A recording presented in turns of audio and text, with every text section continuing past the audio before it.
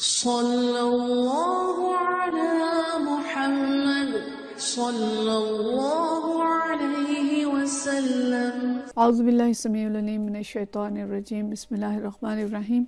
والصلاۃ والسلام علی رسولہ الکریم۔ بخاری شریف کتاب الجماع والامامہ جاری ہے۔ آج ہم پڑھیں گے حدیث نمبر 629،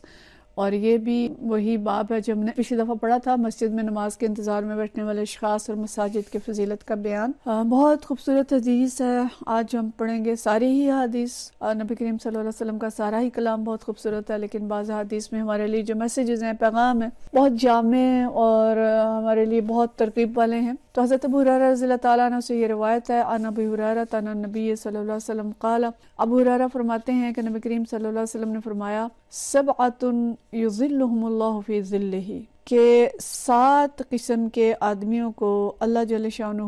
اس دن اپنے سائے میں جگہ دے گا، یوم لا ظل الا ظلہ، جس دن اللہ کے سائے کے علاوہ کوئی سایہ نہ ہوگا۔ پہلا وہ شخص کون ہے؟ الامام العادل، عادل حکمران۔ وشاب نشأ فی عبادت ربہ، دوسرا وہ نوجوان جو اپنے رب کی عبادت کرتے ہوئے جوان ہوا۔ ورجل قلبہ معلق فی المساجد، اور تیسرا وہ شخص جس کا دل مسجد میں اٹکا رہتا ہے۔ مساجد کی فضیلت ہے نا، تو تیسرا وہ شخص جس کا دل مسجد میں اٹکا رہتا ہے۔ چوتھے نمبر پہ وہ ورجلان تحابا فی اللہ اجتماعا علیہ وتفرقا علیہ، اور وہ 2 اشخاص جو باہم صرف اللہ کے لیے محبت کریں، جب جمع ہوں تو اسی کے لیے، اور جب جدا ہوں تو اسی کے لیے۔ اور 5ویں نمبر پہ فرمایا وَرَجُلٌ طَلَبَتْهُ امْرَأَتُهُ ذَاتُ مَنْصِبٍ وَجَمَالٍ، وہ شخص جس کو کوئی منصب اور جمال والی یعنی خوبصورت عورت بدکاری کی طرف، برائی کی طرف بلائے، فقال انی اخاف اللہ، اور وہ کہہ دے کہ میں تو اللہ سے ڈرتا ہوں۔ وَرَجُلٌ تَصَدَّقَ أَخْفَى حَتَّى لَا تَعْلَمَ شِمَالُهُ مَا تُنْفِقُ يَمِينُهُ، اور وہ شخص جو اس طرح صدقہ کرے کہ اس کے بائیں ہاتھ کو بھی پتہ نہ چلے کہ دائیں ہاتھ نے کیا خرچ کیا ہے، سبحان اللہ۔ اور اگلا آخری فرمایا کہ وَرَجُلٌ ذَكَرَ اللَّهَ خَالِيًا فَفَاضَتْ عَيْنَاهُ، اور وہ شخص جو تنہائی میں اللہ کو یاد کرے اور اس کی آنکھوں سے آنسو بہہ نکلے۔ تو یہ 7 اشخاص ہیں جن کے بارے میں آپ صلی اللہ علیہ وسلم نے فرمایا کہ یہ روز محشر اللہ کے سائے میں ہوں گے جس دن اور کوئی سایہ نہیں ہوگا۔ اور ہمیں معلوم ہے کہ روز محشر بہت سخت دن ہوگا، سورج سوا نیزے پہ ہوگا، اور یہ سارے درخت، مکان، ہر چیز جو ہے ختم ہو چکی ہوگی، زمین ایک چٹیل میدان ہوگی، اور اس دن کوئی سایہ نہیں ہوگا سوائے اللہ کا سایہ، یا بعض جگہوں پہ اللہ کے عرش کا سایہ آتا ہے، یا جو بھی سایہ اللہ تعالیٰ اس دن بنائے گا، اس سائے کے علاوہ کوئی سایہ نہیں ہوگا۔ اور اس سائے میں چند ہی لوگ ہوں گے، خوش قسمت لوگ، جن کو اللہ تعالیٰ جگہ عطا فرمائے گا، ورنہ وہ کئی ہزار سال پر محیط جو دن ہوگا وہ بہت سخت دن ہوگا، اور لوگوں کے پسینے بہہ رہے ہوں گے اور کھول رہے ہوں گے سر اور دماغ، اس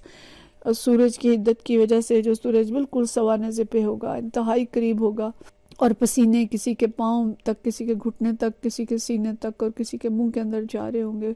کوئی ڈوب رہا ہوگا اپنے پسینے کے اندر۔ تو اس دن انسان انتہائی محتاج ہوگا کہ اسے کچھ سایہ ملے، اسے پانی ملے۔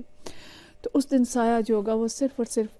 اللہ کے عرش کا، یا جو بھی یہاں پہ ہم ظاہر ہے یہ متشابہات میں سے ہم نہیں سمجھتے کہ اللہ کے سائے سے مراد کیا ہے، لیکن جو بھی سایہ اللہ تعالیٰ نے اس دن بنایا ہوگا اللہ کے عرش کا، رحمت کا، تو اس سائے کے اندر کچھ لوگ ہوں گے، اور جو سائے میں ہوں گے ظاہر ہے ان کو سکون ملے گا، انہیں راحت ملے گی، اور جو سائے کے بغیر ہوں گے ان کے لیے شدید ترین تکلیف اور شدید ترین اذیت ہوگی۔ تو یہ 7 لوگ جن کا یہاں پہ ذکر کیا گیا ہے، یہ کون ہیں، ان کی ہم تھوڑی سی تفصیل دیکھتے ہیں۔ تو پہلا فرد بتایا گیا الامام العادل، وہ شخص جو عادل ہو، جو انصاف کرنے والا ہو، اور وہ حکمران ہو۔ ہم آج کے حکمرانوں کو دیکھیں نا، تو ہمیں پتہ چلتا ہے کہ عادل حکمران کسی معاشرے کے اوپر کتنی بڑی نعمت ہے، کہ وہ عادل بھی ہے، منصف بھی ہے، اور عادل کس طرح سے ہے کہ وہ اللہ کے حقوق بھی ادا کرتا ہے، وہ بندوں کے حقوق بھی ادا کرتا ہے، وہ کسی پہ ظلم اور زیادتی نہیں کرتا، ظالم کے مقابلے میں مظلوم کا ساتھ دیتا ہے، وہ کرپٹ نہیں ہے، وہ بددیانت نہیں ہے، وہ غریبوں پہ ظلم کرنے والا نہیں ہے، اس کے تحت جو عدلیہ ہے وہ انصاف کرتی ہے، اس کے تحت جو پولیس ہے وہ غریبوں کا ساتھ دیتی ہے، مظلوم کا ساتھ دیتی ہے، اس کے تحت جو ادارے ہیں وہ انصاف کے اوپر چلتے ہیں، اس کے تحت نہ عورتوں پہ ظلم ہوتا ہے نہ مردوں پہ ظلم ہوتا ہے، اس کے تحت اگر کوئی کسی کی ساتھ زیادتی کرتا ہے اس کو سزا ملتی ہے، اس کے تحت چوروں کے ہاتھ کٹتے ہیں، اس کے تحت قتل کرنے والوں کو سزا ملتی ہے، اور اس کا نتیجہ کیا ہوتا ہے کہ پورا معاشرہ امن کے تحت آ جاتا ہے، معاشرے کے اندر امن آ جاتا ہے۔ جب عدل ہوتا ہے تو امن ہوتا ہے۔ تو ایسا حکمران جس کے تحت عدل ہو اور معاشرے کو امن ملے، معاشرے کو سکون ملے، وہاں لوگوں کی تجارتیں بھی پھلتی پھولتی ہیں، وہاں کاروبار بھی چلتے ہیں، وہاں پہ لوگ امن اور سکون کے ساتھ رہتے ہیں، وہ بھی اس کے لیے دعا کرتے ہیں۔ ورنہ لوگ جیسے آج کے حکمرانوں سے ہم نجات کی دعائیں مانگتے ہیں، یا ان کے خلاف ہڑتالیں کی جا رہی ہوتی ہیں، ان کے خلاف دھرنے دیے جا رہے ہوتے ہیں، کیوں کہ یہ لوگ عادل نہیں ہیں، یہ لوگ ظالم ہیں، اور ان کے تحت ظالم کو سزا نہیں ملتی بلکہ مظلوم کو سزا ملتی ہے۔ ان کے تحت عمرا جو ہے وہ عیاشیاں کرتے ہیں، اور غریب جو ہیں وہ کس طرح ان کا خون نچوڑ رہا ہے اور نچوڑا جا رہا ہے، کس طرح سے پوری پوری قوم کو دنیا کی جو استعماری طاقتیں ہیں ان کا محکوم بنا دیا گیا ہے، ان کے تحت کر دیا گیا ہے، اپنے ادارے جو ہیں وہ بیچے جا رہے ہیں، اور کس طرح سے لوگ پیسہ لگا کے اور ان پارلیمنٹس کے اندر پہنچ جاتے ہیں، اور پورے کا پورا نظام جو ہے یہ کرپشن پہ چل رہا ہے، عدل پہ نہیں چل رہا، اور ظلم پہ چل رہا ہے، اور اس کا نتیجہ یہ ہے کہ عوام پس رہے ہیں، اور جاگیردار اور وڈیرے مزید وڈیرے ہوتے چلے جا رہے ہیں، اور ظاہر ہے یہ لوگوں کی دعائیں نہیں لیتے، اور نہ ان کے تحت معاشرے پھلتے پھولتے ہیں۔ تو وہ دیکھیں کہ یہاں پہ جو ہمیں ڈیفینیشن دی جا رہی ہے الامام العادل، دو الفاظ بیان کر کے نبی کریم صلی اللہ علیہ وسلم نے ایک تصویر کھینچ دی ہے۔ تو امام العادل اگر ہو، حضرت عمر بن عبدالعزیز جیسا ہو، خلفائے راشدین کی طرح ہو، یا اسلامی تاریخ میں اور بھی امام العادل گزرے ہیں، تو اگر وہ عدل کرنے والا ہوگا، انصاف کرنے والا ہوگا، تو انشاءاللہ وہ اللہ کے عرش کے سائے میں ہوگا، اور یہ بہت بڑی بات ہے۔ تو اس کے لیے ہمیں دعا بھی کرنی ہے اور اس کے لیے کوشش بھی کرنی ہے، لیکن یہ بشارت ہے کہ ایسا امام عرش کے سائے میں ہوگا۔ اور دوسرا شخص ہے جو عبادت گزار نوجوان ہے، ایسا نوجوان جس نے اپنی جوانی اللہ تعالیٰ کی عبادت میں گزاری ہے۔ یہ مطلب نہیں ہے کہ وہ بس جوانی میں نمازیں ہی پڑھتا رہا تھا، اس نے اور کوئی کام نہیں کیا، بلکہ اس کی جوانی اللہ کی اطاعت میں گزری۔ عبادت کا مطلب ہوتا ہے کہ جو اللہ کی اطاعت اور فرمانبرداری کرنے والا ہے، عبد ہوتا ہے غلام، اور عبادت ہے غلامی، کہ جو پوری جوانی جو ہے وہ گمراہیوں اور نافرمانیوں میں نہیں گزارتا بلکہ وہ اللہ کی اطاعت میں گزارتا ہے۔ تو آج کے نوجوان اپنی زندگیاں دیکھیں، ہم دیکھیں کہ نوجوانی اگر فیس بک پہ غلط کام کرتے ہوئے گزر رہی ہیں، سوشل میڈیا پہ یا ناچ گانے لہو و لعب کھیل کود اور اس طرح کی چیزوں میں گزر رہی ہیں، یا جوانی اللہ کی اطاعت میں گزر رہی ہے، تو بڑے مبارک ہیں وہ نوجوان جو جوانی میں اپنے آپ کو غلط کاریوں سے محفوظ رکھتے ہیں، اللہ کی حدود کا خیال رکھتے ہیں، اللہ کی اطاعت کرتے ہیں، نبی کریم صلی اللہ علیہ وسلم کی سنت پہ چلنے کی کوشش کرتے ہیں۔ تو ایسے لوگوں کو سید مودودی رحمۃ اللہ علیہ نے ولی اللہ کہا ہے کہ وہ نوجوان جو کو ایجوکیشن میں بھی پڑھتا ہے، یا وہ ایسے اداروں میں جاب کر رہا ہے جہاں مخلوط جگہیں ہیں اور جہاں پہ ترغیبات ہیں، جہاں پہ ہر طرف جو شیطانی چیزیں وہ نظر آتی ہیں، لیکن وہ اللہ کی اطاعت کے اندر رہتا ہے، تو ایسا نوجوان اصل میں عبادت گزار ہے، اور اس کو مولانا مودودی نے اپنی کتابوں کے اندر ولی اللہ لکھا ہے۔ تو ایسا نوجوان ضروری نہیں ہے کہ وہ بس ہر وقت نماز ہی پڑھ رہا ہے یا بس وہ تسبیح لے کے پھر رہا ہے، وہ دنیا کے کام کر رہا ہے، وہ انہی اداروں کے اندر پڑھ رہا ہے، وہ اسی دنیا کے اندر کاروبار کر رہا ہے، وہ اسی دنیا کے اندر چل پھر رہا ہے، لیکن اس کی نگاہیں نیچی رہتی ہیں، وہ ہر وقت اسے خیال رہتا ہے کہ مجھ سے کوئی غلطی نہ ہو جائے، وہ تقوی پہ کاربند ہے، اس کی ساری جو کام ہیں وہ اللہ کی حدود کے دائرے کے اندر ہیں، اور وہ لہو و لعب سے بچا ہوا ہے، وہ بے حیائی اور عریانی سے بچا ہوا ہے۔ تو انشاءاللہ تعالی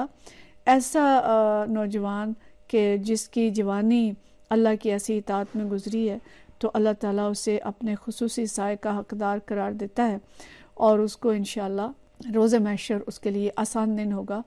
اور اللہ تعالیٰ کے سائے میں جگہ ملے گی، اور اس دن کی جو شدت اور سختی ہوگی وہ ایک دن جو 50,000 سال کے برابر ہوگا، تو اس شخص کو راحت اور خوشی ملے گی ایسے نوجوان کو، اور اللہ تعالیٰ اس کو اپنے عرش کے سائے میں جگہ دے گا انشاءاللہ۔ ہمیں اللہ تعالیٰ ایسی جوانیاں نصیب فرمائے، ہمارے بچوں کو ایسی جوانیاں نصیب فرمائے، اور ہم اس کی فکر کرنے والے ہوں کہ جوانی کیسے گزرے، کیونکہ جوانی ہی وہ چیز ہوگی جس کا اللہ تعالیٰ حساب بھی سب سے پہلے لے گا۔ تو ایسی جوانی جو ہوگی انشاءاللہ اس کو عرش کے سائے میں جگہ ملے گی۔